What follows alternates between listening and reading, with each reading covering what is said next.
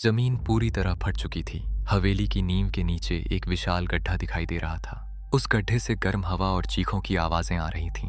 राघव ने टॉर्च नीचे डाली और उसका खून जम गया। नीचे हजारों कंकाल पड़े थे, कुछ आधे जले हुए, कुछ जंजीरों से बंधे हुए। ये सब। राघव की आवाज कांप गई। पुजारी ने दर्द से कहा, वीरेंद्र सिंह ने सालों तक लोगों की बलि दी थी। तभी नीचे पड़े कंकाल धीरे धीरे हिलने लगे। उनकी खाली आंखों के गड्ढों से लाल रोशनी निकलने लगी। एक एक करके वे खड़े होने लगे। पूरा गड्ढा मौत की सेना से भर गया। राघव पीछे हटने लगा, लेकिन तभी किसी ने उसका हाथ पकड़ लिया। वह वही जली हुई औरत थी जिसे उसने पहली रात देखा था, लेकिन इस बार उसकी आंखों में डर था। अगर शैतान पूरी तरह जाग गया तो पूरा गांव खत्म हो जाएगा। तुम कौन हो? औरत की आंखों से राख गिरने लगी। मैं वीरेंद्र की पत्नी थी, उसने हम सबको जिंदा जला दिया। राघव का दिल तेजी से धड़कने लगा। इसे रोकने का तरीका बताओ। औरत ने कांपते हाथ से गड्ढे की ओर इशारा किया। उसकी असली राख नीचे है। जब तक वह राख नहीं जलेगी वो वापस आता रहेगा।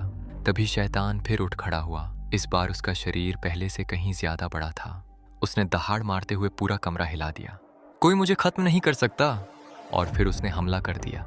शैतान की ताकत इतनी ज्यादा थी कि हवेली की दीवारें टूटने लगीं। चारों ओर आग फैल गई। राख का तूफान इतना तेज था कि सांस लेना मुश्किल हो गया।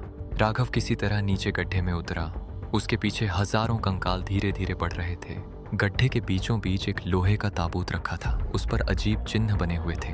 राघव ने जैसे ही ताबूत खोला, अंदर से काली राख का गुब्बार निकला और उसी पल उसके दिमाग में आवाज गूंजी, मुझे आजाद कर दो। राघव का सिर दर्द से फटने लगा। उसे अजीब दृश्य दिखाई देने लगे। वीरेंद्र सिंह लोगों को जिंदा जला रहा था। बच्चे चीख रहे थे और फिर वह खुद आग के बीच खड़ा हंस रहा था। राघव समझ गया, यह राख सिर्फ राख नहीं थी, ये शैतान की आत्मा थी। तभी ऊपर से पुजारी की चीख सुनाई दी। शैतान ने उन्हें पकड़ लिया था। राघव, जल्दी। राघव ने कांपते हाथों से मशाल उठाई, लेकिन जैसे ही वह राख जलाने वाला था, उसके सामने उसकी माँ की आकृति दिखाई दी। मत करो बेटा। राघव रुक गया। माँ। लेकिन अगले ही पल उसकी माँ का चेहरा पिघलने लगा। उसकी आंखें काली हो गईं। तू भी यही मरेगा। राघव समझ गया कि यह भ्रम है। उसने आंखें बंद की और मशाल सीधे राख पर फेंक दी। पूरी हवेली में भयानक चीख गूंज उठी। शैतान दर्द से तड़पने लगा। उसकी त्वचा टूटने लगी। राख हवा में उड़ने लगी। लेकिन तभी गड्ढे के अंदर एक विशाल दरवाजा खुल गया। उस दरवाजे के पीछे सिर्फ अंधेरा था और उस अंधेरे में हजारों लाल आंखें चमक रही थीं। राघव जैसे ही उस जलते हुए दरवाजे के अंदर गिरा, उसे लगा जैसे उसका शरीर हवा में तैर रहा हो। चारों ओर सिर्फ अंधेरा था, न जमीन न आसमान, सिर्फ अंतहीन काली जगह। लेकिन वह अकेला नहीं था। हजारों फुसफुसाहटें उसके कानों में गूंज रही थीं। एक और आ गया, अब यह कभी वापस नहीं जाएगा। राघव ने आंखें खोली। उसके सामने राख से बना एक विशाल मैदान था।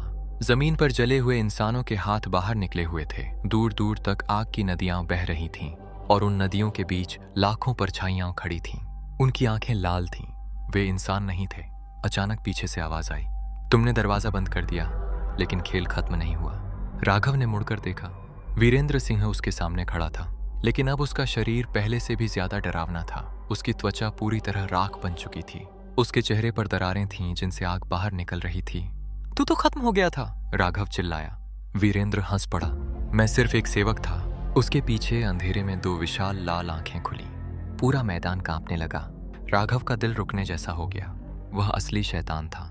धीरे धीरे वह विशाल आकृति अंधेरे से बाहर आने लगी। उसका सिर इंसान जैसा था, लेकिन शरीर किसी जानवर जैसा।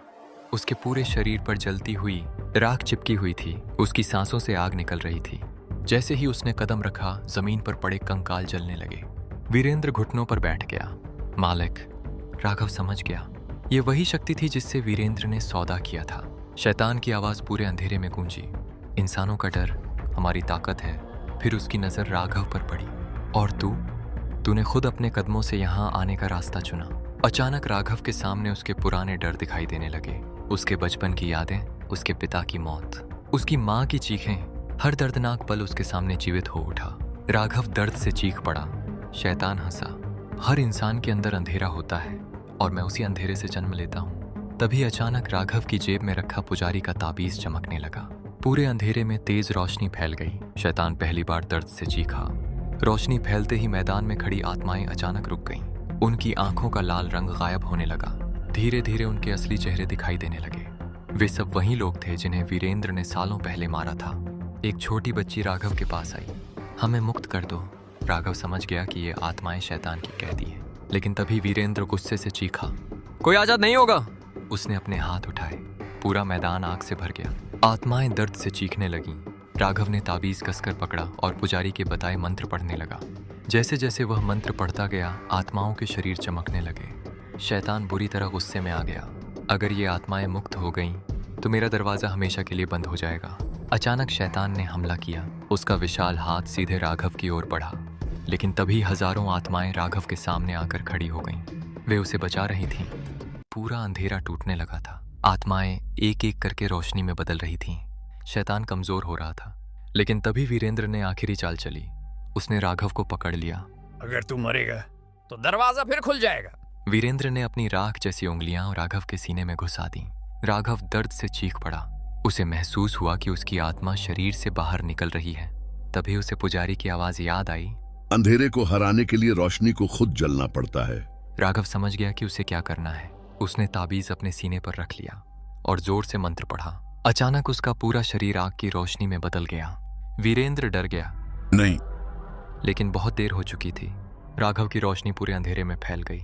शैतान दर्द से चीखने लगा। आत्माएं आजाद होने लगी और फिर एक जोरदार धमाका हुआ। पूरा अंधेरा जलने लगा। अगली सुबह गांव वालों ने देखा कि काली हवेली पूरी तरह गायब हो चुकी थी। उसकी जगह सिर्फ राख का मैदान बचा था। पुजारी हरिदास उस राख के बीच खड़े थे। उन्हें वहां एक टूटा हुआ कैमरा मिला, राघव का कैमरा, लेकिन कैमरे की स्क्रीन अभी भी चल रही थी। उसमें आखिरी रिकॉर्डिंग दिखाई दी। वीडियो में सिर्फ अंधेरा था।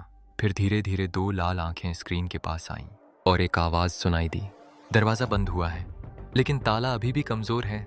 वीडियो अचानक बंद हो गया। उस दिन के बाद गांव में सब सामान्य हो गया, लेकिन हर साल उसी रात हवेली वाली जगह पर राख अपने आप उड़ने लगती है और कुछ लोगों ने दावा किया है कि उन्होंने राख में एक आदमी को खड़े देखा है। उसकी आंखें लाल थीं और उसके हाथ में कैमरा था। तो भाइयों, आपको कहानी कैसी लगी? जरा सी भी अच्छी लगी हो तो कमेंट में अपनी राय जरूर दें। कुछ कहानियां खत्म नहीं होती, वो बस आपके साथ रह जाती हैं। अगर ये भी वैसी थी तो लाइक और सब्सक्राइब जरूर करें। इस कहानी के बाद मैं आप लोग से अनुमति लेता हूँ। मिलते हैं ऐसी ही एक और मज़ेदार वीडियो में।